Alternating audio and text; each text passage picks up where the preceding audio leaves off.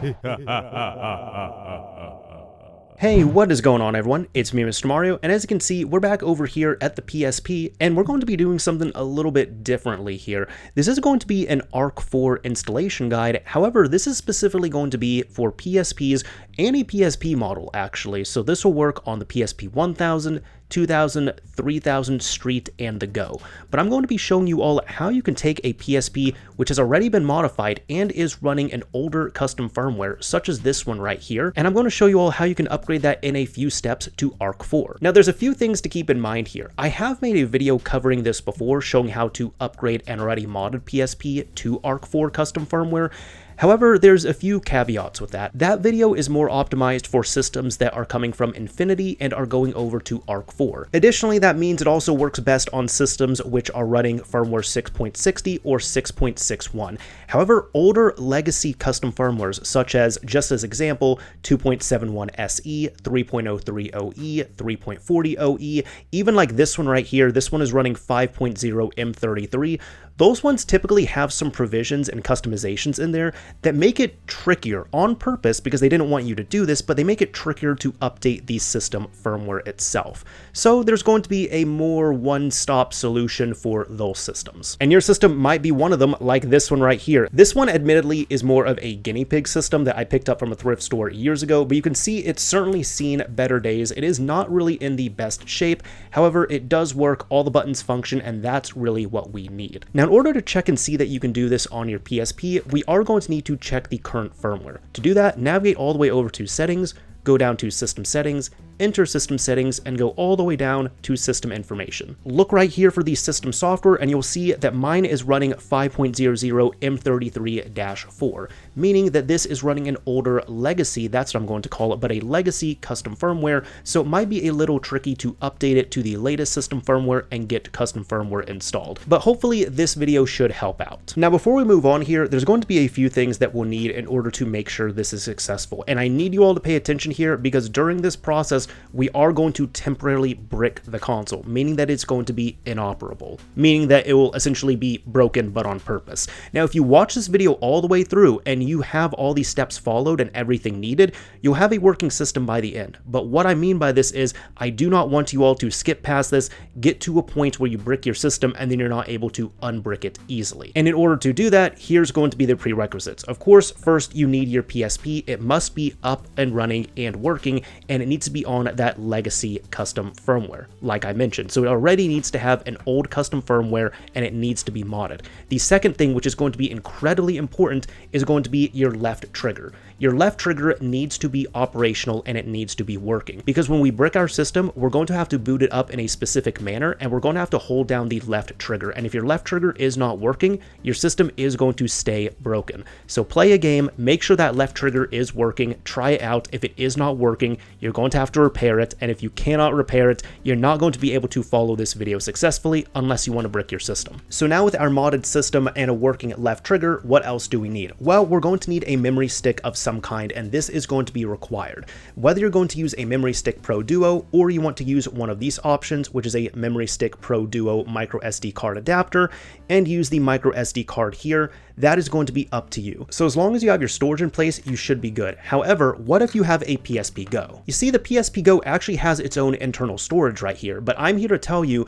that you cannot use the PSP Go's internal storage for this. So if you're following this and you have a PSP Go on an older custom firmware, you are going to need to get a memory stick of some kind, whether you use one of these M2 sticks, or if you want to use one of those internalized adapters where essentially you have to open up the system and then you end up putting a adapter in there so you can use micro SD cards. Whatever method you use, just keep in mind you are going to have to do that on the PSP Go. So again, if you do not have a storage device right here on the PSP Go, you're going to have to get that sorted. If all you are using is the internal storage, you cannot continue with this video. Last thing here, you are going to need a computer on hand, or I would at least recommend having a computer on hand. If you want to do this on your phone, totally up to you. I'm not going to help with that, but you're going to need a computer on hand in order to download some files and transfer them them to our memory sticks here. And it doesn't really matter how you do it as long as you're able to access that data and transfer it over. So if you want to use one of these, like a Memory Stick Pro Duo micro SD card adapter, and you want to use one of these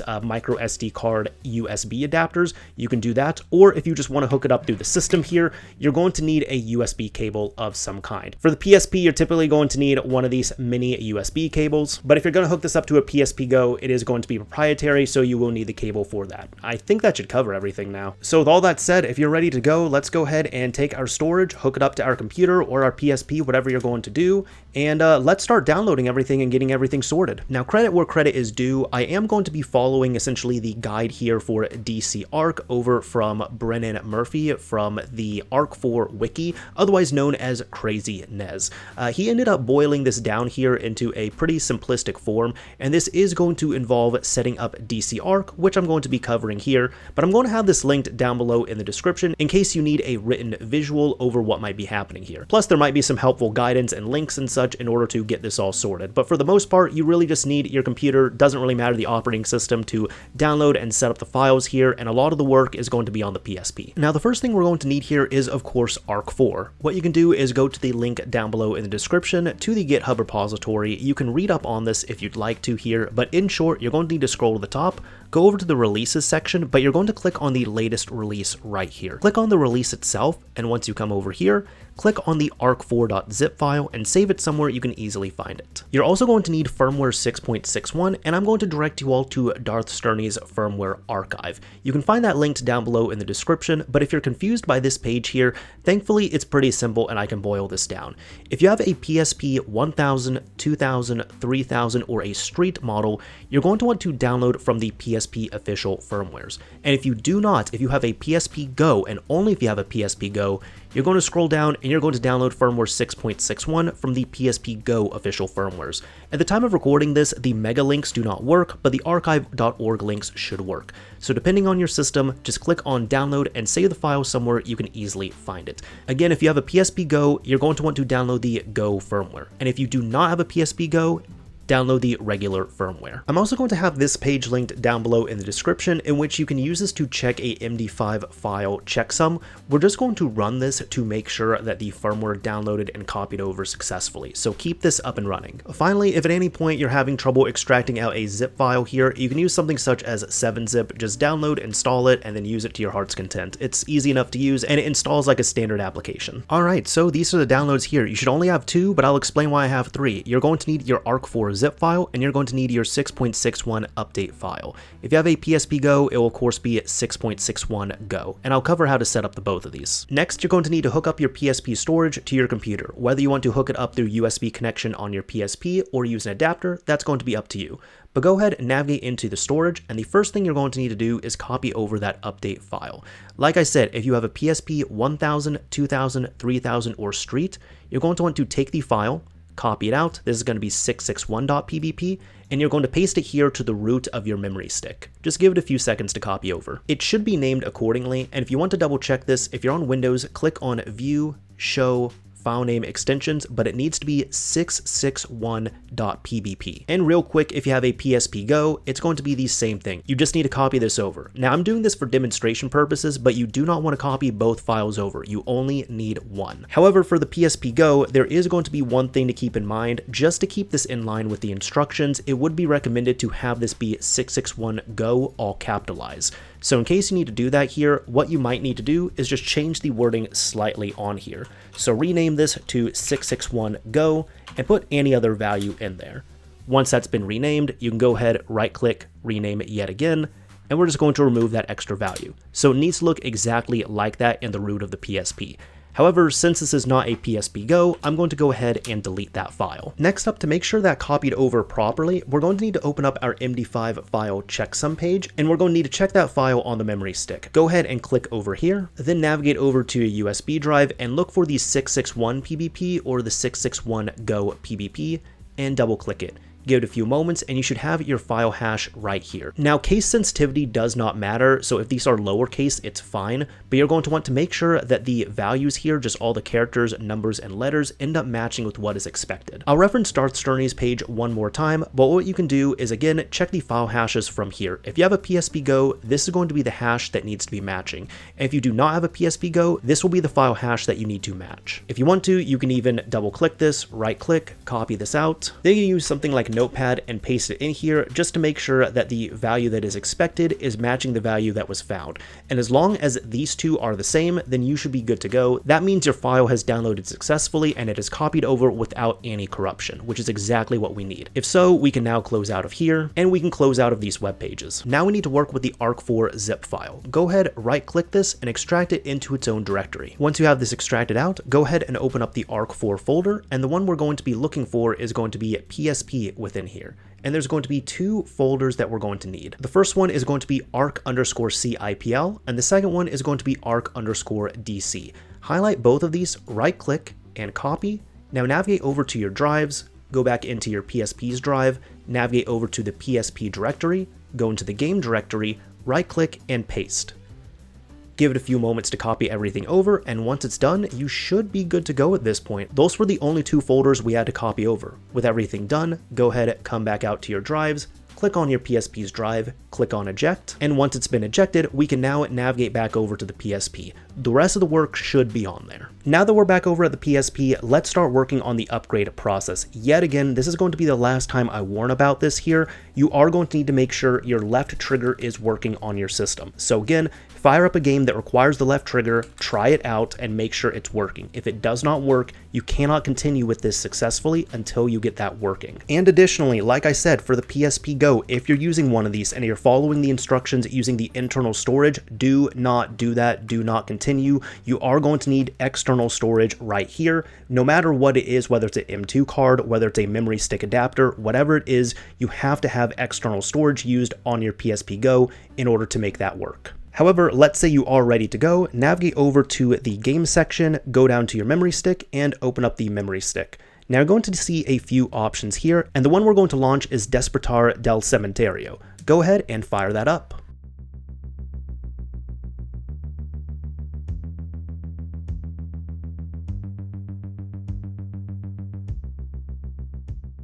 Now I ended up doing this here on purpose because if you get an error such as this, you have to keep in mind that one of the quirks with DC-ARK is that you need to be running the base theme. So if you have any custom themes, you're going to have to remove them, even if you've had it slightly customized like this right here, what I was running, and this is just changing like the background color and such, you're going to have to revert this back to the default. In order to do this here on the XMB, navigate all the way over to the left, navigate down to theme settings, and within theme, you're going to need to set this to original.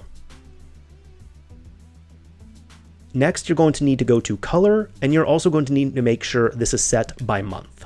Lastly, for the background, you should also set this to original. So once everything has been set up properly, it is a little harder to see since I'm doing this in January, but you need to go to Game, Memory Stick, and yet again, fire up Despertar del Cementerio.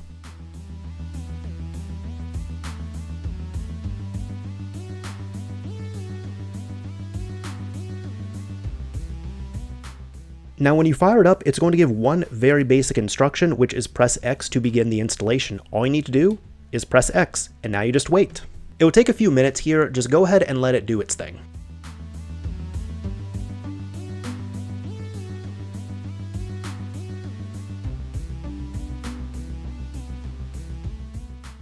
And here we go, it should tell you installation is complete, so just press the X button to exit and wait a few seconds for it to do a soft reboot.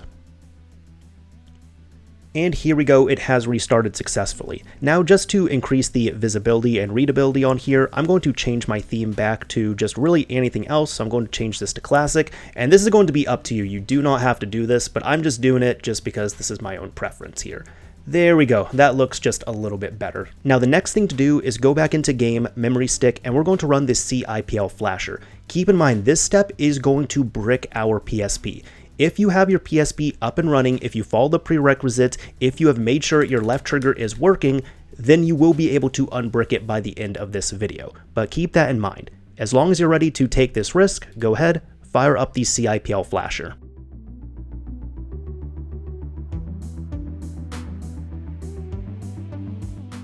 Now it says right here, it even warns you that your PSP will be bricked, so in order to unbrick it, you're going to have to hold down the left trigger when booting up with DC-ARK, which is why we installed DC-ARK first. Now before you continue on with this here, pay attention to this right here, where it says Custom IPL Flasher for 6.61 running on, and it should show your model number right there. Since this is a very early PSP model, mine is a 1G. Now keep this in mind. Now it says here in the instructions that if the model says some negative number, do not proceed. Let me know, and me as in Crazy Nez or Brand Murphy here, let me know and I will fix it. However, I did testing on lower firmwares with all my PSPs with no issues. So just keep that in mind. If your model number says a negative number, do not proceed with this step. However, if your model number is not a negative number, you can go ahead and continue on. Go ahead and press the X button to install cIPL, and keep in mind, again, this is going to temporarily brick your system. There we go, and it's going to restart the system. Give it a few seconds. So there we go, we got a black screen. It's trying to reset, but I already know that it's not going to work because, like I've said multiple times, it is going to purposefully brick the system. So in order to get out of this bricked state, this is what you're going to need to do. Go ahead, find your power switch, and you're going to need to hold it all the way up for several seconds until the power LED turns off. Once it turns off, you should be good. If your switch isn't working, if you're unsure about timing, or if you want to really make sure this is completely off, you can also come back here to the PSP, unplug your battery, unplug it for, I don't know, 5-10 seconds, and then once it's unplugged long enough, go ahead, plug this back in, connect it, and we should be good. Now what we're going to do is reflash the firmware. And in order to do this here, you're going to need your memory stick we just set up right there. You need your left trigger working, and we're going to need to hold it down while we turn on the system. Now, one last thing, while we are doing this installation, it's going to be recommended to hook up your system to power and make sure your battery is charged up. My battery is a new battery and it's been fully charged, so I'm going to trust it here. But if you want to be extra sure to not lose power, plug your system into a charger right now. Either way, once we're ready to get this unbricked, hold down the left trigger and turn on the system.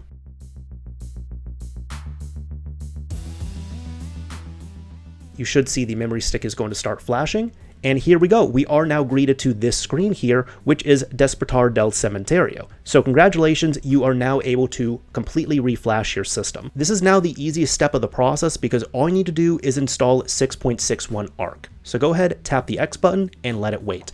Give it a few moments. What it's going to do is it's going to completely format your system internal flash.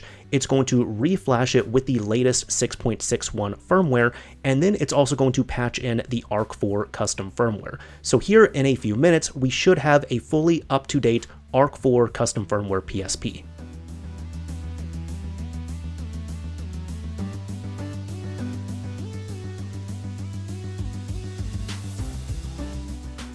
And here we go, we are all good. So at this point now, we can either shut down or reboot the device. I'm going to choose to reboot the device. Just go ahead, press whichever button you want to do. In my case, it's a reboot, and wait for it to come back up.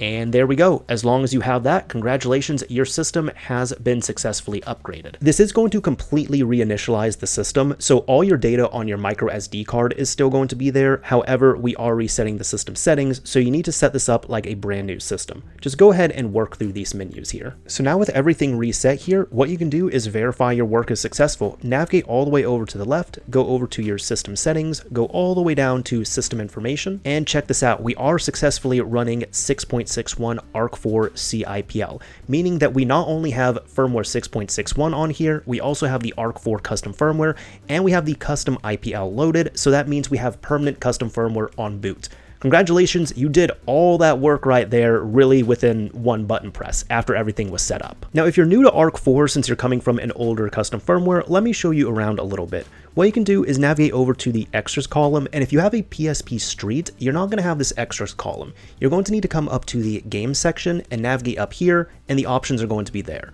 But for all other systems, you can navigate over to the extras column, and from here, you can check out your custom firmware settings. From here, you can set up your settings how you would like. I would actually recommend enabling WPA2 support, so that way you can actually have a fighting chance of using modern Wi-Fi networks. Yeah, that's a cool thing. You can also change up a few things here, like if you want to enable the memory stick speed up, you can do that. Inferno cache, skip Sony logos. I'm actually going to hide the MAC address here, but that's my own preference. You can hide any of this other stuff. UMD region, VSH region, QA flags, all that, it's going to be up to you.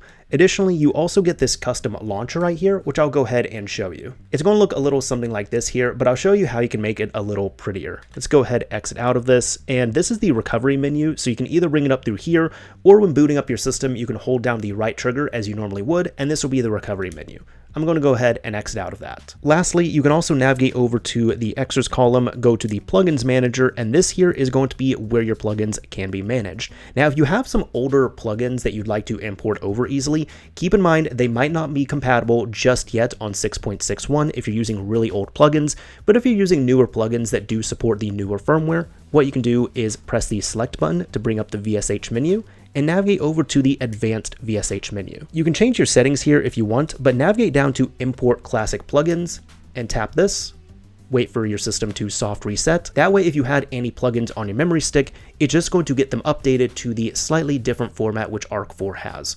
We can navigate over here. I don't know if this one has any, but in the plugins manager, yeah, I don't have any plugins on this system, so that's fine. But if you want to make extra use of this custom launcher, go ahead and hook up your storage to your computer, and I'll show you how to make use of that. Again, these steps here are optional, but they do help out a little bit just to make everything a little cleaner. Navigate to your ARK-4 directory, and go ahead and grab the themes folder. Right-click and copy this out. Now navigate over to your drives, go to your drive here, and in your internal drive, you can right-click and paste. I'm going to overwrite these because I already had them here, but these are going to be themes for that custom launcher. We can also grab the ARK_01234 folder, right-click, copy this, go back over to your drive, navigate to the PSP directory, save data, right-click, and paste. The last thing from the ARK-4 folder, we can go into the PSP directory, look for the ARK_full_installer folder, right-click, copy that out, navigate back over to your drive, go into PSP, game, right-click, and paste. After a few moments, once that copy's over, we can exit out of here and eject our drive. Once you're back over at the PSP, navigate over to the game section, go to memory stick, and we can go ahead and load up right here the ARK-4 full installer. Go ahead, tap in, and wait for it to load.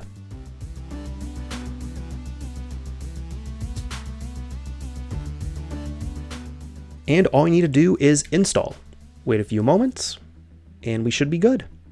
It should automatically exit, soft restart, and now we have the full files on the system flash itself, in addition to having, of course, the save data there. Now what we can do is navigate back over to extras, go over to the custom launcher, and fire it up. And you should see it should look a little bit nicer now.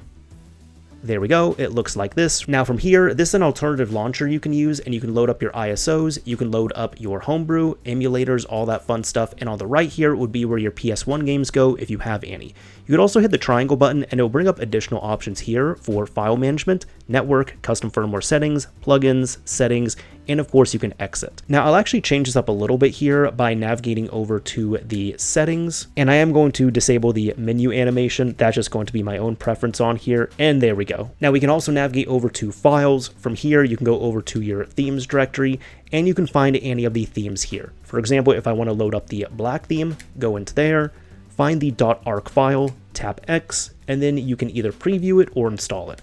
I'm just going to trust this and install it, and yeah, that is one of the ones I like. So there we go. If you ever want to customize this look, you're able to do it like that. Now this here is an alternative launcher you can use, and you can even configure your PSP to boot directly into this. However, I still prefer the good old XMB. So with that, I'm going to hit triangle, come over to exit, and I'm going to exit out of here because we're pretty much done with this video. Either way, that is about it for this video here. Hopefully you all enjoyed it. Hopefully it helped out. Hopefully if you have an old PSP like this laying around, kicking around somewhere, and you had a old custom firmware and you just couldn't get it upgraded properly, you should now hopefully have the latest 6.61 firmware as well as ARK-4 custom firmware running on your system. So if you are, congratulations, enjoy ARK-4, check it out, and really put it through its paces because you're going to be experiencing how it is to run a newer, up-to-date, and still maintained custom firmware on the PSP. This system's over 20 years old, but you know the community keeps kicking, and I love it for that.